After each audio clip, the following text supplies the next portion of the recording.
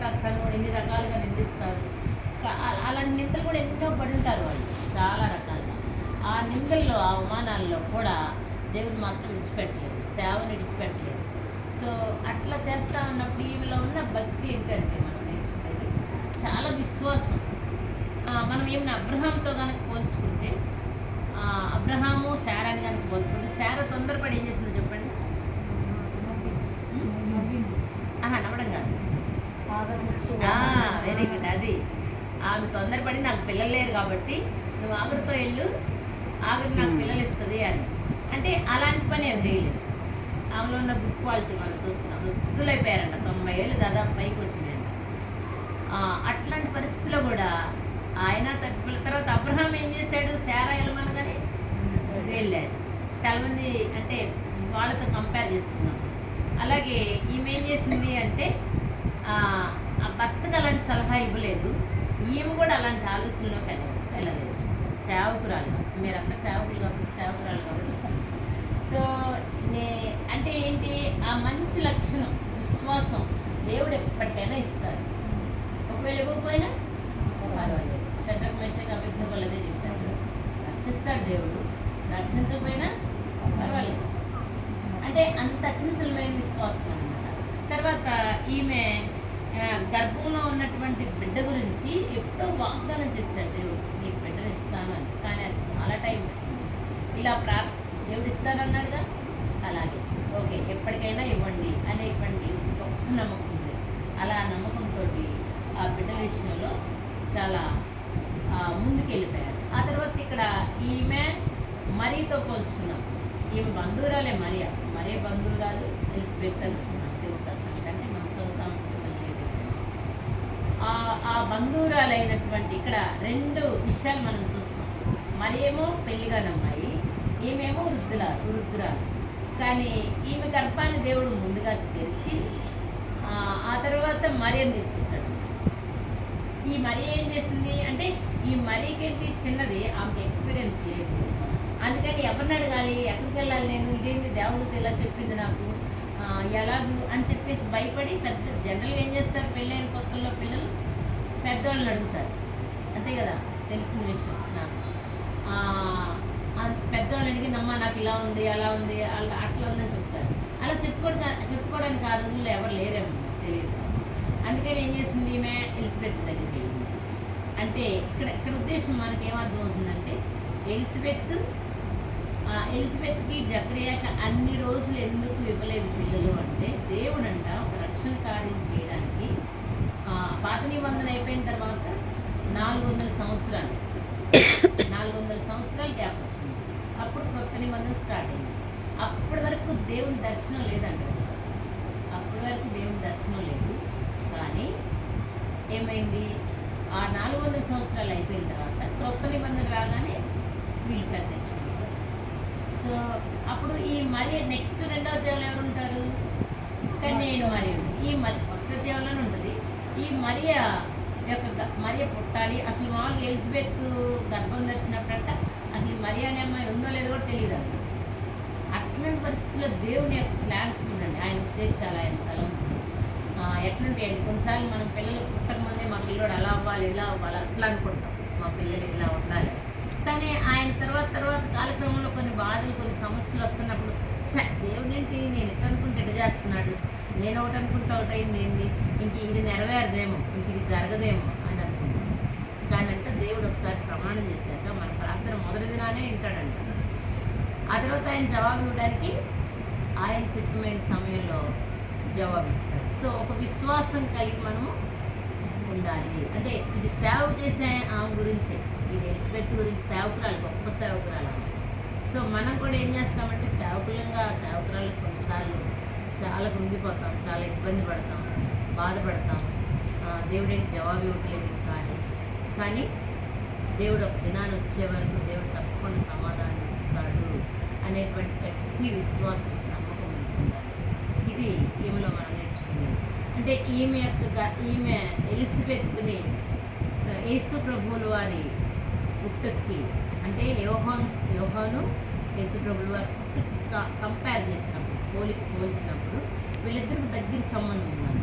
అందుకని అన్ని సంవత్సరాలు ఎలిజబెత్ జకర్యాకి వెళ్ళేవాడు. ఆయన రావాలి, ఆయన వచ్చిన కొద్ది రోజులకి యేసు ప్రభు పుట్టాలి, ఈయన ముందుగా ప్రకటించాలి, ఆ యోహాన్ అనేటువంటి వ్యక్తిని ఇలా పుట్టించాలి, ఇలా పెంచాలి, మీరు ఇలా ఆయన మనకు తెలుసు ఎలా పెంచాలి అనే విషయాలు ముందుగానే చెప్తాడు దేవుడు. అలాగే వాళ్ళ తల్లిదండ్రులు అలాగే పెంచింది ఆ తల్లి. ఏ ఒక్క పుల్లైనా సున్నైనా పోలేదట. దేవుడు ఏ మాట అయితే చెప్పాడు ఒకటో అధ్యాయాలంతా చదువుతూ ఉంటే మనకు అదే తెలుస్తుంది. ఏం చదువుతుంది నెక్స్ట్ వన్, నీ ప్రార్థన వినబడింది. అక్కడ 13వ వచనం ఒకసారి చూద్దాం.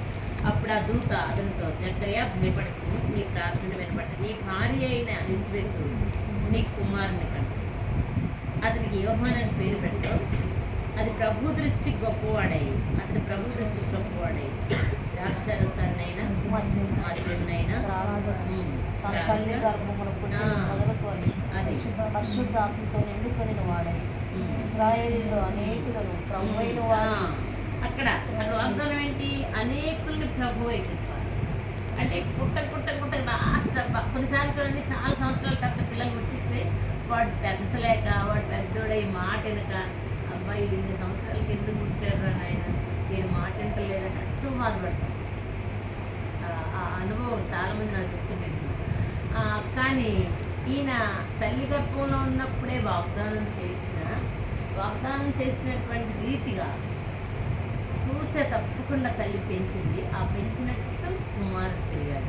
అలాగా ఆయన వెళ్ళి ముందు సువార్త ప్రకటించాడు. యేసు ప్రభు వాళ్ళు వస్తున్నారు, ఆయన నాకంటే ధనుడు, నేను ఆయన చెప్పులు వారు తిప్పడానికి కూడా.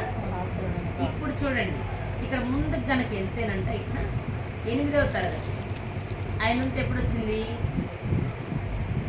ఆయన తరగతి చొప్పున, జకర్యా తరగతి చొప్పున వచ్చాడు కదా.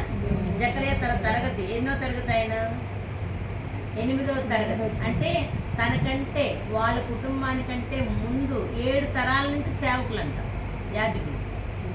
వాళ్ళ కుటుంబానికంటే యాజకులు 7 తరాల నుంచి. ఇప్పుడు యోహాన్ ఎన్నో తరం వాడవుతాడు? ఎన్నో తరగతి? 9వ తరగతి అవుతాడు. సో 8వ తరగతిలో జకర్యా ఎలిజబెత్లు ఉన్నారు, యోహాను 9వ తరగతిలోకి వెళ్ళిపోయాడు. అంటే ఎన్ని తరాలు చూడండి. అంటే దేవుడు అన్ని సంవత్సరాలు ఉంచినందుకు ఖచ్చితంగా ఆయన అంత ఎక్కువ బ్లెస్సింగ్స్ ఇచ్చాడు. అంటే కొన్నిసార్లు మనం ఏమనుకుంటామంటే ఈ లోకంలో ఇల్లు, బంగారాలు, ఆస్తులు, అంతస్తులు అంటే అవే బ్లెస్సింగ్స్ అనుకుంటాం. కానీ అవన్నీ లేకపోయినా మనం ప్రతిరోజు ఆరోగ్యంగా అవసరతలు తీరుస్తా, ఈ అవసరం ఎలా వచ్చిందో నాకు ఆశ్చర్యంగా ఉంది అనేటువంటి రీతిలో కనుక వస్తే అది కూడా బ్లెస్సింగ్. సో అంతేకాకుండా చాలా ఉంటాయి మనకి, కానీ ఆరోగ్యం ఉండదు. అప్పుడు మనకు అది బ్లెస్సింగ్ అవుతుందా? ఆరోగ్యాన్ని ఇస్తాడు దేవుడు. ఆరోగ్యం ప్రతిరోజు మన హాస్పిటల్కి వెళ్ళి ఇబ్బంది పడకుండా చేయడం కూడా అది బ్లెస్సింగ్. కాబట్టి మనం మన జీవితాల్లో ఎందుకు ఇలాంటి విషయాలన్నీ మనం నేర్చుకోవాలి, ఇలాంటి విషయాలన్నీ కూడా ఏమున్నాయి అనేటువంటి విషయాలు ఇక్కడ మనం చూస్తున్నాం. అలాగే మనం ఒకసారి ఇక్కడ 34, 14, 16 వచనాలకి వెళ్దాం. 14, 16 చదువుకున్నాం కదా. అక్కడి నుంచి 23వ వచనం ఒకసారి చదువుదాము. 23లో ఏమంటే, అతను సేవ చేయడం సంపూర్ణమైనప్పుడు తన ఇంటికి ఎవరు? ఇక్కడ చూడండి, ఇక్కడ ఏంటి? జకర్యా ఎలిజబెత్ల యొక్క సేవ అయిపోయింది. ఇప్పుడు ఎవరు వంతు వచ్చి రావాలి?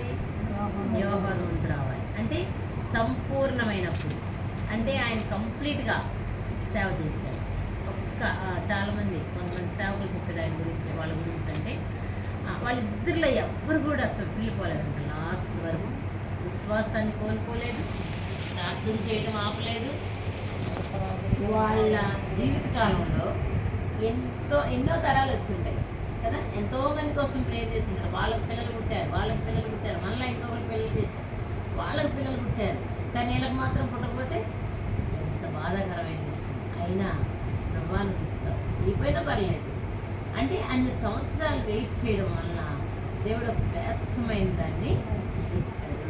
మనం తొందరపాటులో ఏం చేస్తామంటే ఏదో ఒకటి ఇచ్చేస్తే బాగుంటుందిగా, అది మధ్యలోనే మనకి ఫెయిల్ అయిపోతుంది. సో అలా కాకుండా మనం కూడా, అంటే ఒకవేళ ఏది జరిగినా ప్రభు చిత్తమే, దేవుని చిత్తం చెప్తాను. నిన్న మేము ఒక కుటుంబంలోకి వెళ్ళినప్పుడు కుటుంబంలో కూడా ఇద్దరికి సంతానం లేదు. నా దగ్గర అమ్మాయి టీచర్గా పనిచేస్తుంది. వాళ్ళ అబ్బాయి వాళ్ళ మావయ్య ఇప్పుడు 15 నాతో పాటు ఆటో పెడతారు పిల్లలకి స్కూల్.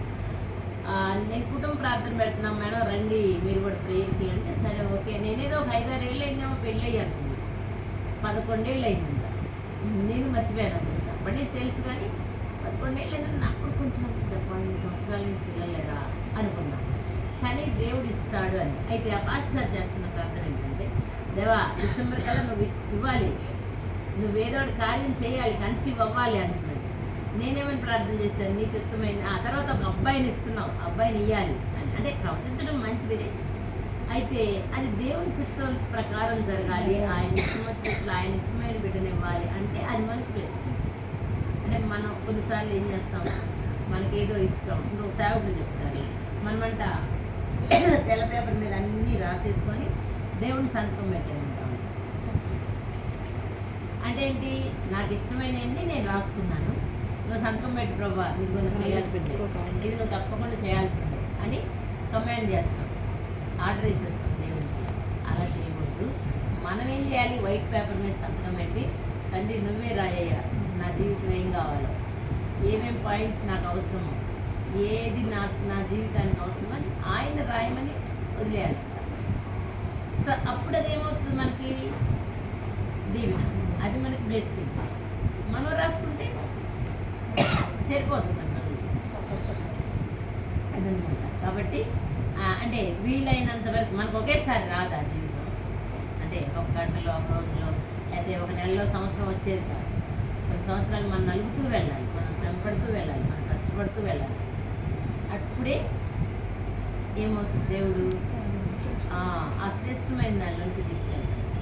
నేను స్కూల్ పెట్టాను, కానీ ఆయా డ్యూటీ కూడా చేయాల్సిన అవసరం అయినప్పుడు చేస్తాను. ఇప్పుడు కూడా ఆయామ లేదు, ఆమెకి హార్ట్ అటాక్ అయితే బాగలేక మళ్ళీ ఆగిపోయింది. దాదాపు ఒక 1 వీక్ నుంచి లేదు. 1 వీక్ నుంచి మేమే చేసుకుంటున్నాం. టీచర్స్ చేస్తారు పాపం, నేను లేనప్పుడు వాళ్ళు చేస్తారు, నేను ఉన్నప్పుడు నేను సర్దుకుంటాను. ఇలా అంటే అది ఒక సేవ పరంగా పెట్టుకున్నాం. మనం దేవుని సేవ కొరకు మనం పెట్టాం. అదే మనం ఏదో కమాండింగ్గా లేకపోతే డబ్బులు సంపాదించడానికని చేసింది కాదు. కాబట్టి ఒక సర్వీస్కి, ఒక లోకంలో కూడా ఒక సామెత ఉంది, ఏది వచ్చినా భరించాలని. ఒకదానికి మనం డెడికేట్ అయిన తర్వాత ఏది ఇచ్చినా దేవుడు మనం భరించగలిగేటువంటి స్థాయికి రావాలి. సో అట్లా మనల్ని దేవుడు సిద్ధపరచాలని నేను కోరుకుంటున్నాను. ఆ తర్వాత ఈమెకి ఇంకా